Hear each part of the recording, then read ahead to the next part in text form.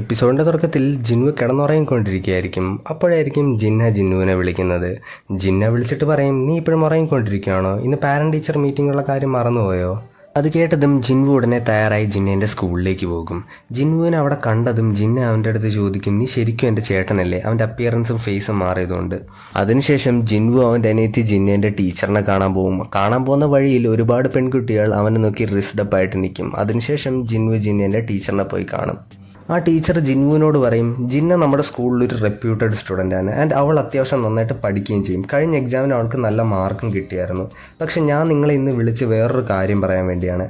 അഥവാ ജിന്നെ ഒരു ഹണ്ടറായിട്ട് അവേക്കൺ ചെയ്താൽ നിങ്ങൾ അവളെ ഹണ്ടർ ആകാൻ അനുവദിക്കുമോ?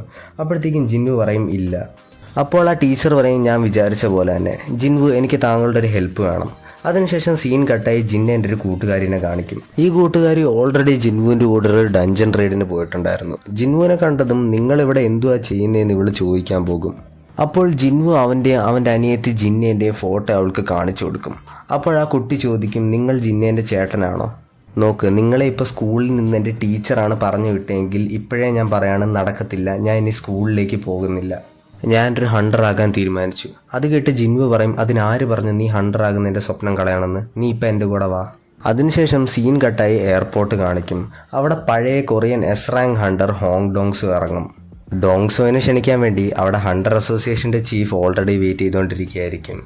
ഡോങ്സോനെ കണ്ടതും ചീഫ് ചോദിക്കും, നിങ്ങൾ എത്ര നാൾ ഇവിടെ കാണും? അപ്പോൾ ഡോങ്സോ പറയും, ഈ അലമ്പ് സ്ഥലത്തുനിന്ന് ഞാൻ ഉടനെ തന്നെ പോകും. എനിക്കിവിടെ അധികം നാൾ നിൽക്കണമെന്ന് താല്പര്യമില്ല. എന്നിട്ട് ഡോങ്സോ പറയും, നിങ്ങൾക്ക് എത്ര വേണമെങ്കിലും എൻ്റെ അനിയൻ ഡഞ്ചനിൽ വെച്ച് മരിച്ചതിൻ്റെ റീസൺ ഒളിപ്പിക്കാൻ പറ്റും. എങ്ങനെയായാലും ഞാൻ ഇവിടെ നിന്ന് ഇ റാങ്കും ഡി റാങ്ക് ഹണ്ടറിനെ തീർത്തിട്ടേ പോകുള്ളൂ. ഡോങ്സു ഇവിടെ പറയുന്ന ഇ റാങ്കും ഡി റാങ്ക് ഹണ്ടറും ജിൻവുവും അവൻ്റെ ഫ്രണ്ടുമാണ്. ആൻഡ് ജിൻവു ആണ് ഡഞ്ചനിൽ വെച്ച് ഡോങ്സുവിൻ്റെ അനിയനെ കൊന്നതും. അതിനുശേഷം ഹണ്ടർ അസോസിയേഷനെ കാണിക്കും. അവർ ജീജു ഐലൻഡിലെ ഉറുമ്പുകൾക്ക് പറക്കാനുള്ള കഴിവുകൾ കിട്ടിയതിനെ പറ്റി പറഞ്ഞുകൊണ്ടിരിക്കുകയായിരിക്കും. പിന്നെ സീൻ കട്ടായി ജിൻവുവിനെ കാണിക്കും. ജിൻവു ആ കുട്ടീനെ കൊണ്ടൊരു ഡഞ്ചനുള്ള സ്ഥലത്തേക്ക് കൊണ്ടുപോകും. അവിടെ വെച്ച് Jinwoo A rank tank type hunter Kim ചൗളിനെ കാണും. കിം ചൗൾ ആയിരുന്നു ആ ഡഞ്ചനിൽ പോകുന്ന ടീമിൻ്റെ ലീഡർ. ആ റെയ്ഡ് ടീമിൽ ഒരു എ റാങ്ക്, 5 ബി റാങ്കും 2 സി റാങ്ക് ഹണ്ടേഴ്സും അതിൻ്റെ കൂടെ തന്നെ ജിൻവുവും ആ കുട്ടിയാണ് ഉണ്ടായിരുന്നത്. ടോട്ടലി 10 പേരാണ് ഈ ഡഞ്ചൻ റെയ്ഡിനകത്ത് പോകുന്നത്. കിം ചൗളിന് ഇ റാങ്ക് ഹണ്ടേഴ്സിനെ കണ്ണെടുത്താൽ കണ്ടുകൂടാ. അതുകൊണ്ട് അവന് ജിൻവുവും ആ കുട്ടിയും റെയ്ഡിന് വരുന്നതിന് ഒട്ടും താല്പര്യമില്ലായിരുന്നു.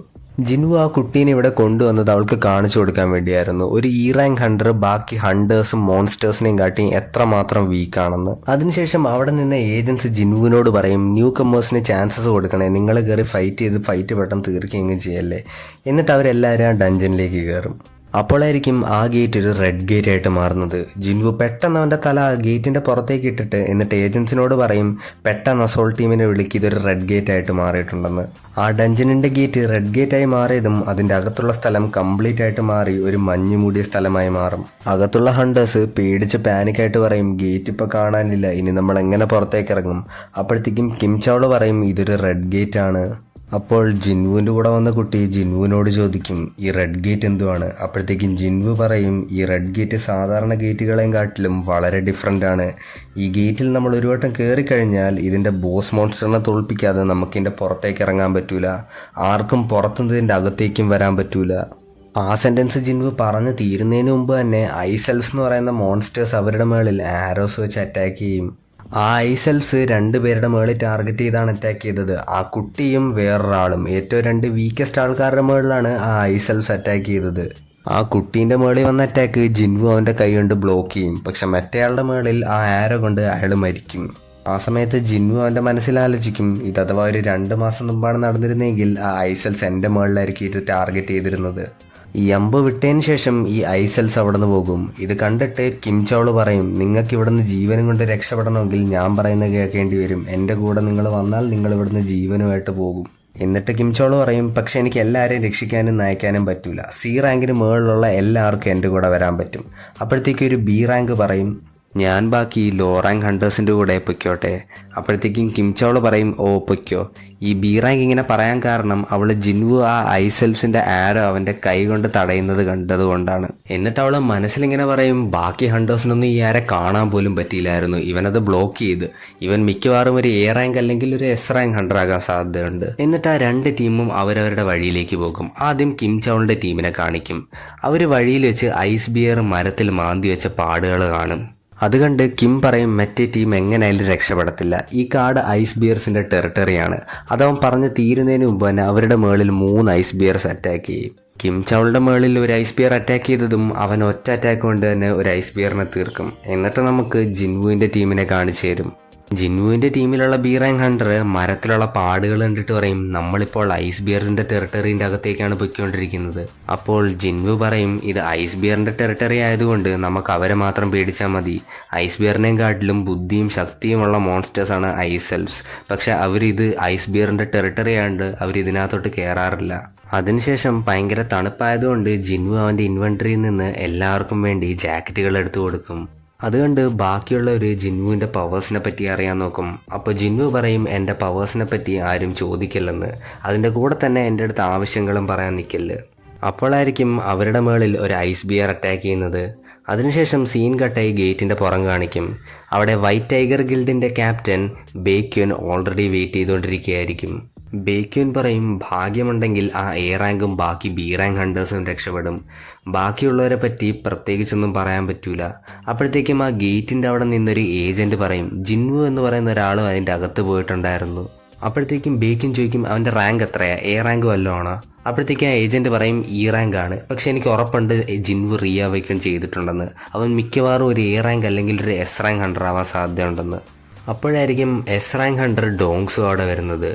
ഡോങ്സു അവിടെ വന്നിട്ട് പറയും, ഓ ഒരു റെഡ് ഗേറ്റോ? അപ്പോൾ ബേക്യുൻ ചോദിക്കും, നീ എൻ്റെ ടെർഫിൽ എന്തു ചെയ്യുന്നത്? അത് കേട്ട് ഡോങ്സ് ചോദിക്കും, നീ എന്തിനാണ് ആ ഇ റാങ്ക് ഹണ്ടർ സുങ് ജിൻവുവിനെ ഈ ഡഞ്ചനകത്ത് കയറ്റിയത്? അവൻ നിൻ്റെ ഗിൽഡിലുള്ള മെമ്പർ പോലും അല്ല. എന്നിട്ട് ഡോങ്സു ആ ഡഞ്ചൻ്റെ മുന്നിൽ പോയി നിന്നിട്ട് ആ റെഡ് ഗേറ്റിനെ നോക്കിയിട്ട് പറയും, സുങ് ജിൻവു, നീ ഇന്ന് എൻ്റെ കയ്യിൽ നിന്ന് രക്ഷപ്പെട്ടു, പക്ഷെ എന്തായാലും നീ ഈ ഗേറ്റിൽ നിന്ന് രക്ഷപ്പെടൂല. എന്നിട്ട് സീൻ കട്ടായി ജിൻവുവിൻ്റെ ടീമിനെ കാണിക്കും. ആ ടീം അവിടെ ഇരുന്ന് ഐസ് ബിയറിൻ്റെ മീറ്റ് കഴിച്ചുകൊണ്ടിരിക്കുകയായിരിക്കും. അതേസമയത്ത് ജിൻവു ബാക്കി ഐസ് ബിയർസിനെ അറ്റാക്ക് ചെയ്യാൻ വേണ്ടി പോയിക്കൊണ്ടിരിക്കുകയായിരിക്കും. എന്നിട്ട് അവൻ്റെ ഷാഡോ ആർമീസിനെ പുറത്തെടുക്കും. ആ ഷാഡോ ആർമി പുറത്തിറങ്ങിയതും അവിടെയുള്ള എല്ലാ ഐസ് ബിയർസിനെയും ആ ഷാഡോ ആർമി തീർക്കും. അപ്പോഴായിരിക്കും ആ ഐസ് ബിയർ ആർമീൻ്റെ ലീഡർ അവിടേക്ക് വരുന്നത്. അത് വന്നതും അത് ജിൻവുവിൻ്റെ എല്ലാ ഷാഡോസിനെയും ഒറ്റ അറ്റാക്ക് കൊണ്ട് തീർത്ത് കളയും. ആ അറ്റാക്കിന് ശേഷം ഇഗ്രിസ് മാത്രമേ ഉള്ളായിരുന്നു ജിൻവുവിൻ്റെ ഷാഡോ ആയിട്ട് ജീവനായിട്ടുണ്ടായിരുന്നത്. അതിനുശേഷം ജിൻവു ഇഗ്രിസിനോട് പറയും ആ ഐസ് ബിയറിനെ പോയി തീർക്കാൻ. ഇഗ്രിസ് ഈസി ആയിട്ട് 3-4 അറ്റാക്ക് കൊണ്ട് തന്നെ ആ ഐസ് ബിയറിനെ തീർക്കും. ജിൻവു ഇഗ്രിസിൻ്റെ പവേഴ്സ് കണ്ട് ഇംപ്രസ്ഡ് ആവും. എന്നിട്ട് അവൻ ഇങ്ങനെ മനസ്സിൽ പറയും, അഥവാ അന്നത്തെ ഫൈറ്റിൽ ഇഗ്രിസ് അവൻ്റെ സ്വാഡ് യൂസ് ചെയ്തിരുന്നെങ്കിൽ ഞാൻ എങ്ങനെയായാലും ജയിക്കില്ലായിരുന്നു. എന്നിട്ട് അവൻ ഇങ്ങനെ പറയും, ഇപ്പം ഞാനും ഇഗ്രിസും ഓൾമോസ്റ്റ് ഒരേ ലെവലിലാണ്. അല്ല, ഇഗ്രിസ് ചിലപ്പോൾ എന്നെയും കാട്ടിലും സ്ട്രോങ് ആകാൻ സാധ്യതയുണ്ട്. അതിനുശേഷം നമ്മളെ കിം ചൗളിൻ്റെ ടീമിനെ കാണിക്കും. കിം ചൗളിൻ്റെ ടീമിനെ കംപ്ലീറ്റ്ലായിട്ട് തീർത്ത് കളഞ്ഞു കാണും ഐസ് എൽഫ്സ്. ആകെ കിം ചൗൾ മാത്രമേ ജീവനോടുള്ളായിരുന്നു. കിം ചൗൾ അവരെ കണ്ടത് ഓടാൻ തുടങ്ങും. എന്നിട്ട് നമ്മളെ ഐസ് എൽഫിൻ്റെ ലീഡറിനെ കാണിക്കും. എപ്പിസോഡ് ഇവിടെ തീരെയാണ്.